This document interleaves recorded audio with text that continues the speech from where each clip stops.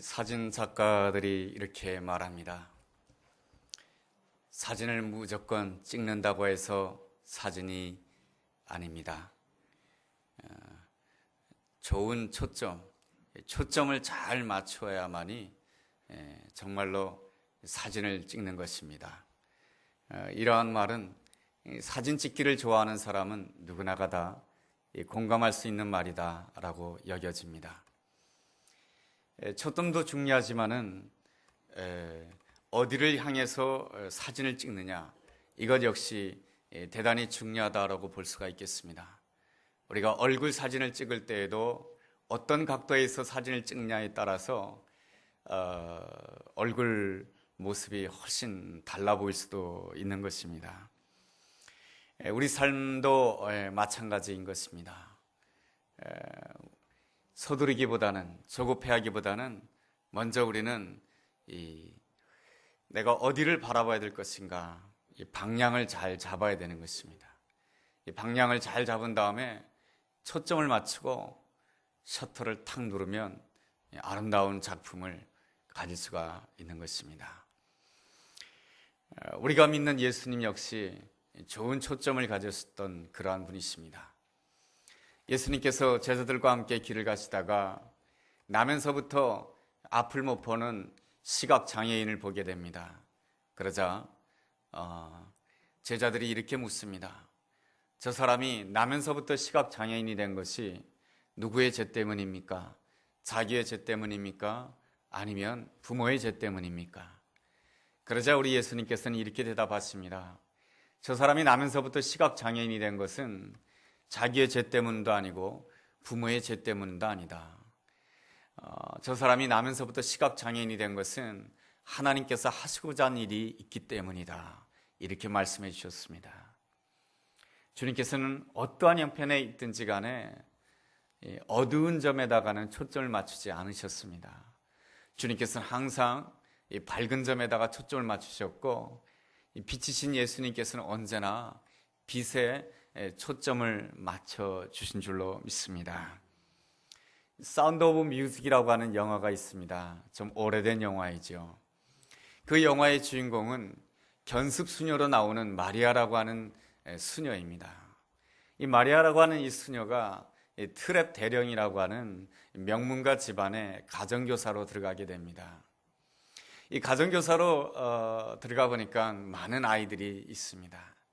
그 아이들을 가르치는 가운데 주로 노래를 통해서 많이 가르쳤는데요. 하루는 천둥이 치고 번개가 치고 막 비가 쏟아지는 밤이었습니다. 잠을 자는데 발밑에서 인기척이 있는 거예요. 일어나 보니까 그 7 남매 가운데 제일 어린 아이가 들어와 있는 것입니다. 그래서 같이 자자 하는데 조금 있다 보니까 맨 밑에서 2번째 막내 아이가 또 들어오는 거예요. 3번째, 4번째, 나중에는 다 들어와 있는 거예요. 그래서 이 마리아 수녀는 그 7 남매에게 이렇게 말합니다. 너희들 무섭고 두려울 때에 이 무서움과 두려움을 어떻게 하면 이길 수 있는지 아니? 아이들은 마리아 수녀에게 주목을 합니다. 그러자 마리아 수녀가 그 아이들 앞에서 노래를 부릅니다. 나는 이런 것을 좋아해. 수서나 푸른 초원, 별들로 가득한 하늘, 장미꽃집의 빗방울, 기타 등등 자기가 생각할 때에 참 아름다웠던 것, 이렇게 좋았던 것들을 나열하면서 이 노래를 부릅니다. 여기에 아주 중요한 메시지가 있습니다. 그것은 무엇입니까? 우리 삶에 어려움이 있을 때, 무서움이 있을 때, 걱정이 있을 때, 염려가 있을 때는 좋은 것을 생각할 줄 알아야 된다라고 하는 것입니다. 신앙생활도 마찬가지인 것입니다. 우리가 힘들고 어려울 때에 항상 좋은 것을 생각할 줄 알아야 되는 것입니다. 이것이 신앙인의 능력인 것입니다. 우리가 구약 성경을 읽어본다라고 한다면 끊임없이 반복되는 이야기가 있습니다. 그것이 무엇입니까? 출애굽의 역사인 것입니다. 모세를 지도자로 한 그 이스라엘 백성들이 바다를 건너고 광야를 건너서 하나님의 인도함 따라간 그 놀라운 역사, 반석에서 물이 터지는 역사, 이러한 아름다운 이야기가 끊임없이 이 구약 성경에 반복되어 있습니다. 그것은 무엇입니까? 힘들고 어려울 때 항상 좋은 것을 묵상하고 아름다운 것을 생각하고 지난날에 주님께로부터 받았던 그 아름다운 은혜를 생각하라고 하는 이 주님의 뜻이 있는 줄로 믿습니다.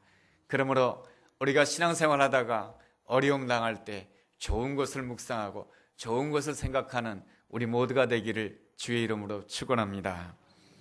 오늘 말씀에서 주님께서는 십자가 지시고 난 이후에 부활하셨습니다. 부활하시고 나서 40일 동안 이 땅에 계셨는데, 이 40일이라고 하는 시간은 너무나도 중요한 시간입니다. 이 40일 동안 주님께서 누구에게 초점을 맞춰 주셨겠습니까? 우리가 성경을 보면 알 수가 있습니다. 사도행전 1장 3절을 보면 이러한 말씀이 있습니다. 제가 한번 읽어보겠습니다. 그가 고난받으신 후에 또한 그들에게 확실한 많은 증거로 친히 살아계심을 나타내사 40일 동안 그들에게 보이시며 하나님 나라의 일을 말씀하시니라. 여기서 우리가 주목해볼 단어가 있습니다. 그들에게 라고 하는 표현입니다. 주님께서는 40일 동안 그들에게 나타나셨고 그들에게 말씀해 주셨습니다. 주님께서 초점을 맞추었던 그들이란 누구입니까? 세상적으로 권력을 가진 사람입니까? 높은 지위에 있는 사람입니까? 물질이 많은 사람입니까? 그렇지 않습니다. 주님께서 초점을 맞췄던 그들이라고 하는 사람은 누구이냐면 주님의 제자들이었습니다. 제자들은 연약한 자였고, 제자들은 못난 자였고, 제자들은 예수님께서 십자가 지실 때 도망갔던 못난 자였습니다. 그렇지만은 우리 주님께서는 제자들에게 초점을 맞춰 주셨습니다. 제자들에게 99가지의 못난 점이 있었지만은 우리 주님께서는 제자들을 보실 때에 제자들의 한 가지 좋은 점을 보시고 그 제자들에게 초점을 맞춰 주시고 제자들을 사랑해 주신답니다. 오늘 우리가 이 자리에 앉아 있는 것은 좋은 점이 많기 때문에 이 자리에 앉아 있는 것이 아니라 우리 주님께서 우리에게 초점을 맞춰 주시고 또 우리의 못난 점, 우리의 부족한 점, 우리의 부끄러운 점에 초점을 맞추지 아니하시고 나에게 있는 좋은 점, 작은 가능성 그 한 가지에 초점을 맞춰 주시고 우리를 사랑해 주셨기에 오늘 우리가 이 자리에 앉아 있는 줄로 믿습니다. 주님을 사랑하는 여러분, 우리도 역시 내 옆에 있는 사람을 바라보면서 나쁜 점, 부족한 점, 못난 점에 자꾸만 초점을 맞추지 마시고 좋은 점, 아름다운 점, 내가 보기에 내 남편은 나쁜 점이 9가지인 것 같아요. 그렇지만 좋은 점 한 가지가 있잖아요. 그 좋은 점 한 가지를 바라보면서 남편을 대할 때, 아내를 대할 때, 자녀를 대할 때 그 속에서 하나님이 원하시는 아름다운 역사가 일어나게 될 줄로 믿습니다. 주님께서는 이 제자들에게 말이죠, 초점을 맞추시면서 2가지 말씀을 주시기를 원하셨습니다. 하나는 예수님이 부활하셨다라고 하는 말씀이고요, 또 하나는 하나님의 나라를 말씀해 주시기를 원하셨습니다. 예수님께서 이 40일 동안에 사시면서 증거하신 2가지 메시지는 예수님이 부활하셨다, 또 하나는 하나님의 나라입니다. 먼저 예수님이 부활하셨다라고 하는 이 소식을 제자들이 알아야 되고, 예수님이 부활하셨다라고 하는 그 소식을 제자들이 믿어야 하는 것입니다. 왜 그렇습니까? 제자들이 삶 가운데 예수님이 십자가의 길을 가셨듯이 이 땅에 사는 가운데 제자들에게도 역시 십자가 지는 것 같은 고생과 어려움이 주어질 수도 있기 때문에 그렇습니다. 우리 주님께서는 이 땅에 사시는 동안에 물론 십자가를 지었지만 십자가가 소중하지만 우리 주님께서 십자가를 온전히 감당할 수 있었던 것은 예수님의 초점이 언제나 부활에 있었기 때문에 그렇습니다. 예수님의 초점이 부활에 있었기 때문에 십자가를 넉넉하게 감당하고 그 십자가 지심 가운데서도 어느 누구도 원망하지 않고 자신의 모든 것을 하나님 아버지께 맡김으로 인해서 하나님께서 자신에게 주어진 모든 사명을 다 감당할 수가 있었던 것입니다.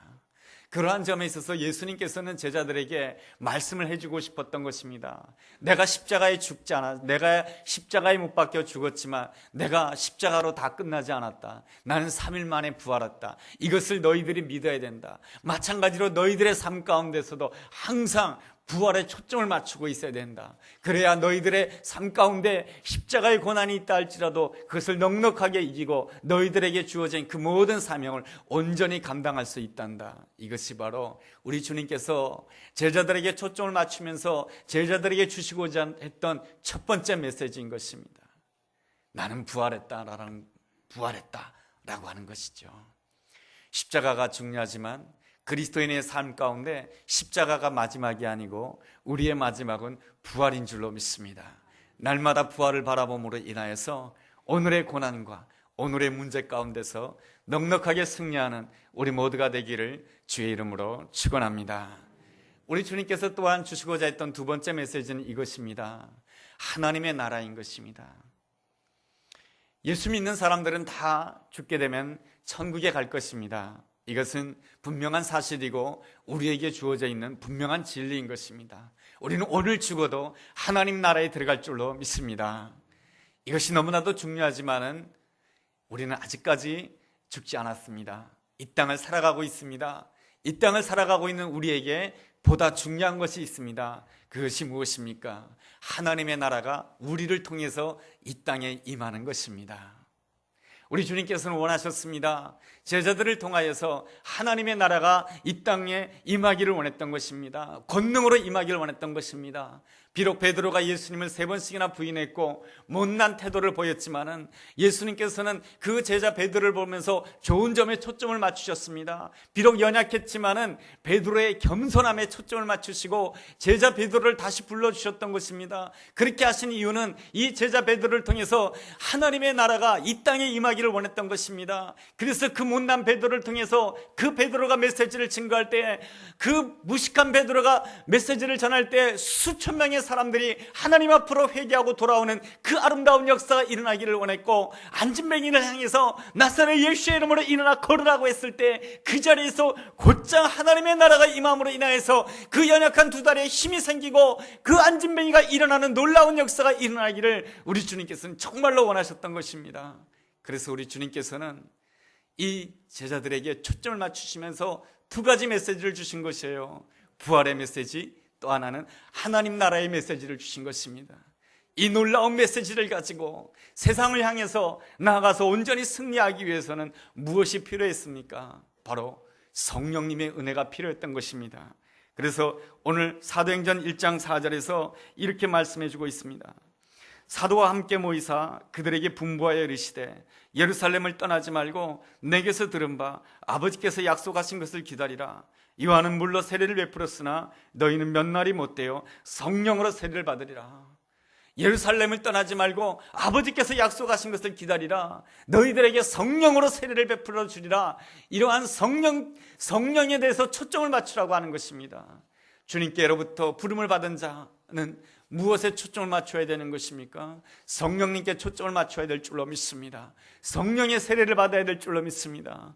어떻게 성령의 세례를 받죠? 성령의 세례를 받는 것은 주님을 사모하는 마음을 가지는 것입니다. 성령님을 환영하는 것입니다. 성령님을 의지하는 것입니다. 성령님께 내 생을 맡기는 것입니다. 그래야함으로 인해서 나의 생각, 나의 감정, 나의 의지가 표현될 때마다 성령님과 함께 내 생각을 표현하고 성령님과 함께 내 감정을 표현하고 성령님과 함께 내 의지를 표현하는 것입니다.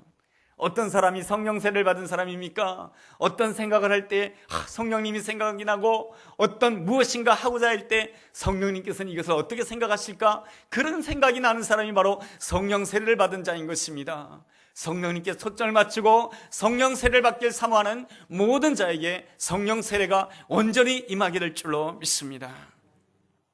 주님께서는 또한 이 성령 세례를 받기 위해서 어떻게 하라고 말씀해 주십니까?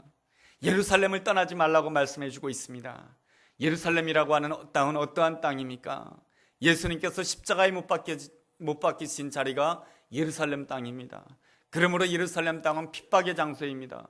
또한 예루살렘 땅은 제자들이 예수님을 모른다라고 부인했던 수치의 장소가 예루살렘 땅입니다. 그러한 점에 있어서 예루살렘 땅에 있다라고 하는 것은 부끄러움의 자리고, 예루살렘 땅에 있다라고 하는 것은 과거에 내가 잘못했던 거, 내가 부족했던 것이 자꾸만 생각나는 자리가 어떠한 자리냐? 바로 예루살렘 땅이다라고 하는 것입니다. 나는 예루살렘을 빨리 떠나고 싶어요. 예루살렘을 피하고 싶어요. 그러나 주님께서는 제자들을 부르시면서 이렇게 말씀해 주십니다. 예루살렘을 떠나지 말고 아버지께서 약속하신 것을 기다리라고 하는 것입니다. 이 예루살렘에서 너희들이 피하고 싶은 그 자리에서, 부끄러운 그 자리에서, 수치스러운 그 자리에서 기다리라고 하는 것입니다. 뭘 기다리라고 하는 것입니까? 성령을 기다리라고 하는 것입니다. 오직 성령님께 초점을 맞추라고 하는 것입니다. 너 자신의 수치에 초점을 맞추지 말고, 너 자신의 부끄러움에 초점을 맞추지 말고, 너 자신의 연약함에 초점을 맞추지 말고, 사람들이 핍박한다고 해서 사람들에게 초점을 맞추지 말고 오직 성령 하나님께 초점을 맞추라고 하는 것이죠.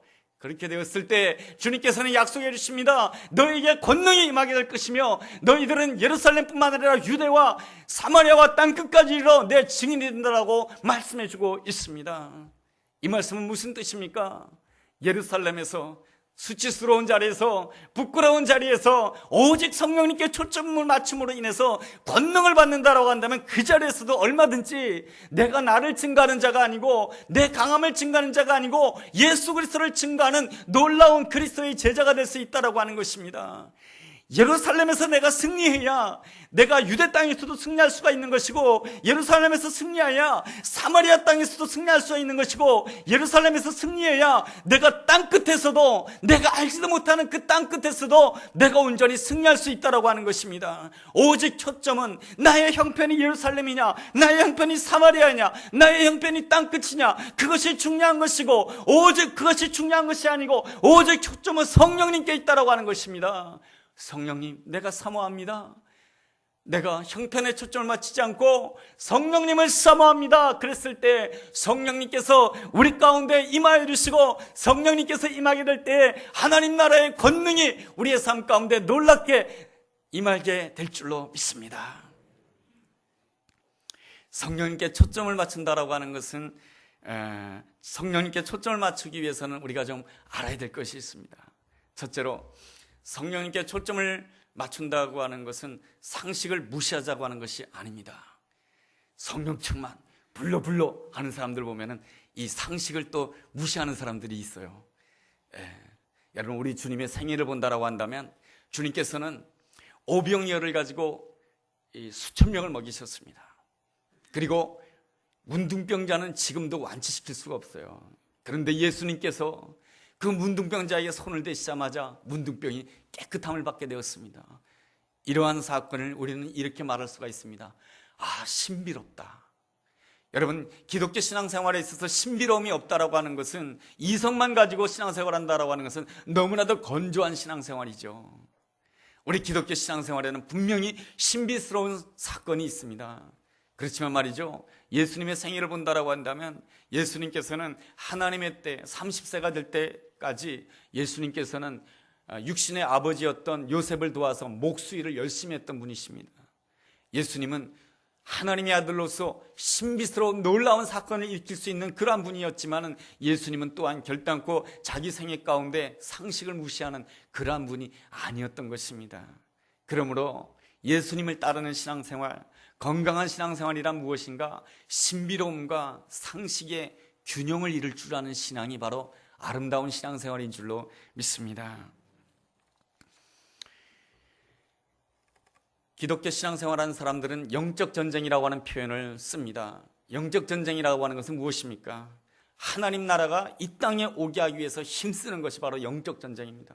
하나님 나라가 이 땅에 오는 것을 가장 싫어하는 존재가 누구입니까? 마귀지 않습니까? 그래서 우리는 마귀와 싸워서 영적 전쟁에서 승리해야 되는 것입니다.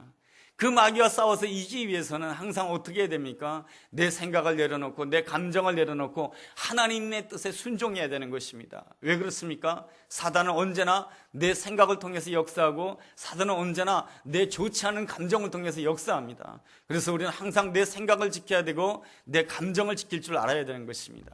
그래야 우리는 영적 전쟁에서 진실로 승리할 수 있는 줄로 믿습니다. 그런데 영적 전쟁이라는 표현을 많이 쓰는 분 가운데 잘못 오해하는 분들이 있습니다. 무엇이냐면, 인간이 겪는 고통과 질병, 이 모든 것들을 다 마귀의 역사로 보는 이들이 있습니다. 병 걸리면 이게 다 마귀가 준 것이라고 하는 것이죠. 그리고 또 예배 시간에 졸면 이 졸음 마귀가 역사한다라고 그러죠. 예. 좋으신 분은 없으신 것 같아요. 예. 여러분, 예배 시간에 왜 조는 겁니까? 마귀가 역사해서 조는 겁니까? 물론 그렇게 생각할 수 있지만 예배 시간에 조는 이유는 어젯밤에 늦게 잤기 때문에요. 동해물과 백두산이 마르고 닳도록 그 노래가 나올 때까지 TV를 보고 주무셨기 때문에 오늘 예배 시간에 와서 조는 것입니다. 그런데 모든 것을 다 마귀 탓이라고 한다면 마귀가 이상하게 생각해요. 내가 하지도 않았는데 왜 자꾸 내 때문이라 그러냐. 여기서 말하고자 하는 것이 무엇입니까? 자기 탓과 마귀 탓을 혼동하지 말라라고 하는 것입니다. 감기에 걸렸으면 왜 감기에 걸린 것입니까? 몸이 피곤해서 감기에 걸린 것이죠. 그럼 감기약 먹으면 되는 거예요. 병원에 가서 치료를 받으면 되는 거예요. 우리는 신앙생활할 때 이 신비로움과 상식의 이 균형을 잘 이룰 줄 알아야 되는데 우리는 이 상식 부분에 대해서도 하나님의 그 큰 역사 속에서 바라볼 수가 있습니다. 내가 병들었습니다. 그렇다고 한다면 하나님께서 나를 위해서 병원 의사를 준비해 놓으신 거예요. 나에게는 꿈이 있어요. 내가 공부해야 돼요. 그렇기 때문에 하나님께서 나를 위하여서 공부할 수 있는 학교를 준비해 놓으시고 공부를 가르칠 수 있는 선생님을 준비해 놓으신 것입니다. 모든 것을 크게 보면 상식도 다 하나님의 은혜요, 하나님의 축복인 줄로 믿습니다. 여러분, 이렇게 봐야 우리는 신비로움과 상식의 균형을 이룰 줄 아는 아름다운 신앙생활을 할 수가 있게 되는 것입니다. 물론 우리가 아플 땐 병원 가야 되지만 병원 가면서도 우리가 기도해야 되는 것입니다. 하나님, 낫게 해주세요. 의사분이 나에게 잘 진찰해 주시고 정확하게 진단해 주시고 깨끗이 치료할 수 있도록 의사를 도와주세요. 여러분, 이렇게 신앙생활하는 것이 아름다운 신앙생활이고, 또 내가 병원에 갈 수 없을 때, 내가 연약할 때는 또 하나님께서 나에게 기적적으로 역사해 주신 줄로 믿습니다. 그래서 항상 신앙생활을 생각할 때는 신비로움과 이 상식의 균형감을 가질 줄 알아야 되는 것입니다.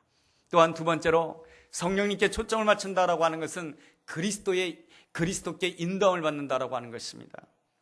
우리가 주님께 인도함을 받기 위해서는 무엇이 있어야 되면 유연성이 있어야 되는 것입니다. 주님께 인도함 받는 것을 이 도박처럼 생각해서는 안 되는 것입니다. 어떤 청년이 나이가 됐는데 결혼할 아가씨가 없는 거예요. 이분은 그래도 하나님 앞에 나와서 기도 열심히 하고 신앙생활 열심히 하는 분이에요. 그래서 하나님께 기도했습니다. 하나님, 제 짝을 주세요. 집신도 짝이 있다지 않습니까? 하나님, 내 짝을 주옵소서, 주시옵소서, 주시옵소서 하다가 보니까 마음속에 감동이 일어났어요. 어떤 생각이 일어났냐면, 내가 청년부에 들어가게 되면 여자 청년들도 있잖아요. 그래서 내가 청년부에 들어가서 하나님께 기도하다가, 하나님, 내가 간절히 기도하다가 눈을 뜨게 되면은 내 앞에 있는 그 여자가 바로 내 여자인 줄로 믿습니다. 그렇게 간절히 준비기도 기도하고 나서 청년부에 들어갔어요. 그래서 청년부에 들어가서 앉자마자 하나님 앞에 기도하기 시작합니다. 주님, 내 여자를 주시옵소서, 내 신부감을 주시옵소서, 3번 주시옵소서, 주시옵소서, 주시옵소서 하고 눈을 딱 떴는데 정말로 여자분이 딱 서 계신 거예요. 너무 감격스러웠어요. 그래서 그 여자분에게 자기가 받은 하나님의 메시지를 전합니다. 하나님께서는 원하십니다. 당신과 내가 결혼하기를 원하신다라고 말이죠. 이러한 사람은 하나님도 책임지기 어려운 참 그런 사람입니다. 여러분, 그리스도께 인도함을 받는다라고 하는 것은 도박이 아닌 것이에요. 그리스도께 인도함 받기 위해서는 유연성이 있어야 되는 거예요. 여러분, 아름다운 작품이라고 하는 것은 처음부터 빨간색, 파란색, 초록색 막 칠하지 않아요. 아름다운 작품을 그리기 위해서는 먼저 머리로 구상을 합니다. 아름다운 작품을 그리기 위해서는 그 다음부터는 무엇을 합니까? 연필을 들고 연필 가지고 스케치를 해요. 왜 여러분 연필을 가지고 스케치를 하는 것입니까? 연필로 스케치를 하다가 스케치가 잘못되면 지울 수 있기 때문에 그런 것이죠. 여러분, 연필로 스케치를 한 다음에 제대로 완성된 다음에 빨간색, 파란색 색깔을 칠하는 것이죠. 그럴 때에 아름다운 작품이 되는 것 아니겠습니까? 제가 왜 여러분에게 이러한 말씀을 드리는 것입니까? 주님께 인도함을 받는다라고 하는 것은 무엇입니까? 주님 앞에 나의 모든 연약함을 내려놓고 그리고 주님 앞에서 모든 가능성을 열어놓는 거예요. 주님께서 어떻게 역사하실지를 모르는 거예요. 주님 앞에서 모든 가능성을 열어놓는다라고 하는 것은 내 고집을 내려놓는 거예요. 내 편견을 내려놓는 거예요. 주님께서는 이렇게 역사할 수도 있고 저렇게도 역사하실 수 있는 거예요. 내가 주님께 인도를 받기를 원합니다 하는 것은 모든 가능성을 열어놓고 오직 주님을 바라보는 거예요. 그것이 바로 무엇입니까? 내 인생에 주님을 바라보면서 스케치하는 과정이에요. 이 스케치하는 과정을 넘어선 다음에야 비로소 색깔을 칠하게 되고, 색깔을 칠하게 되었을 때 하나님이 보시기에 아름다운 작품이, 아름다운 인생의 작품이 나오게 되는 줄로 믿습니다. 그러므로 하나님의 인도를 받는 자는 언제나 유연성이 있어야 될 줄로 믿습니다. 내 고집 꼭 이래야 된다라고 집착으로 하나님의 인도를 받게 되면 온전히 하나님의 인도를 받을 수가 없습니다. 유연성 있게 오직 주님을 바라보며 나는 틀릴 수 있습니다. 나는 맞지 아니할 수가 있습니다. 내가 생각하지만 이것이 틀릴 수 있어요. 그 유연성을 가지고 주님을 바라볼 때에 주님이 원하시는 아름다운 인생의 작품이 나 자신이 될 줄로 믿습니다. 셋째로, 성령님께 초점을 맞추기 위해서는 온전히 하나님께 집중할 줄 알아야 되는 것입니다. 하나님께 집중하기 위해서는 어떻게 됩니까? 기도하는 시간을 가져야 되는 것입니다. 기도하는 시간 없이는 하나님께 집중할 수가 없습니다. 제자들은 말이죠, 성령으로 세례를 받으리라 이 놀라운 메시지를 듣고 제자들은 어떻게 하였습니까? 마가다락방에 모여서 열흘 동안 전심으로 하나님 앞에 기도하였습니다. 그랬을 때 성령이 권능으로 임하는 놀라운 역사가 일어난 것이죠. 어느 목사님의 가정에 두 아들이 있었습니다. 목사님께서 하루는 두 아들에게 아이스크림을 하나씩 사줬어요. 이 형은 성격이 급해가지고 이 아이스크림을 보자마자 한 입, 두 입, 세 입에 다 끝내버렸습니다. 그런데 이 동생은 조금 어리고 소심해가지고 이 아이스크림이 빨리 없어지는 것이 너무나도 아까워가지고 혀로만 살짝살짝 핥습니다. 형이 한 입, 두 입, 세 입에 다 먹고 나서 동생을 보니까 아직도 아이스크림이 그대로예요. 동생 것을 먹고 싶어요. 그래서 형은 동생에게 제의를 하게 됩니다. 나와 함께 게임 놀이를 하지 않을래? 그 아이스크림을 놓고 이기는 사람이 먹자는 것입니다. 동생이 참 어리숙하고 그래가지고 그러자라는 것이죠. 동생이 아이스크림을 놓고 가위바위보를 합니다. 첫째 판 누가 이겼을까요? 동생이 이겼어요. 그래서 동생이 한 입을 먹는데 그냥 먹을 수가 없어요. 혀만 살짝 대고 뗍니다. 그 다음에 두 번째 가위바위보를 했습니다. 또 동생이 있어요. 그 동생이 이겼어요. 그래서 혀만 또 살짝 대고 뗍니다. 이제 세 번째 판은 누가 이겼을까요? 형이 이겼어요. 그래서 형이 동생에게 말합니다. 네가 이겼을 때 네가 한 입 먹었지? 이제 내가 이겼으니까 내가 한 입 먹을 차례야 하고 입을 크게 벌려가지고 한 입에 다 먹어 치워버립니다. 이 동생이 아이스크림이 한순간에 없어진 사실을 알고 울고불고 난리가 났습니다. 여러분, 이 동생이 어디를 향해서 울었을까요? 내 아이스크림을 빼앗아간 형을 향해서 울었을까요? 내 아이스크림이 다 없어진 빈 봉지를 향해서 울었을까요? 이 동생이 운 방향은 바로 아버지였던 것입니다. 아버지의 귀가 들릴 정도로 큰 소리로 아이고 아이고, 내 아이스크림 다 없어졌다고 소리를 칩니다. 아버지가 동생에게, 아들에게 와서 이렇게 말했을까요? 내가 네 거 뺏어 먹었냐? 왜 나한테 소리 지르냐? 아버지는 절대로 그렇게 말씀하시는 분이 아니십니다. 아버지는 이 상황 형편을 너무너무 잘 알고 있었던 거예요. 그래서 형을 야단치고 동생에게 또 용돈을 줍니다. 얘야, 이거 가지고 하나 사 먹고 와라. 그래서 상황은 다 끝났습니다. 여기에서 그 목사님께서 깨달은 바가 있다라고 하는 것입니다. 아이스크림 없어졌을 때 아이스크림 빼앗아 먹은 그 형을 향해서 울어봐야 소용이 없어요. 아이스크림이 없어진 빈 봉지를 향해서 왜 내 인생은 빈 봉지일까? 왜 내 인생은 이렇게 아무것도 없는 것일까? 울어봐야 소용이 없습니다. 내 눈은 누구에게 초점을 돌려야 되겠습니까? 오직 이 천지를 지으신 여호와 하나님, 우리에게 생명을 주시는 그 주님께 초점을 맞추고 주님께 부르짖어야 될 줄로 믿습니다.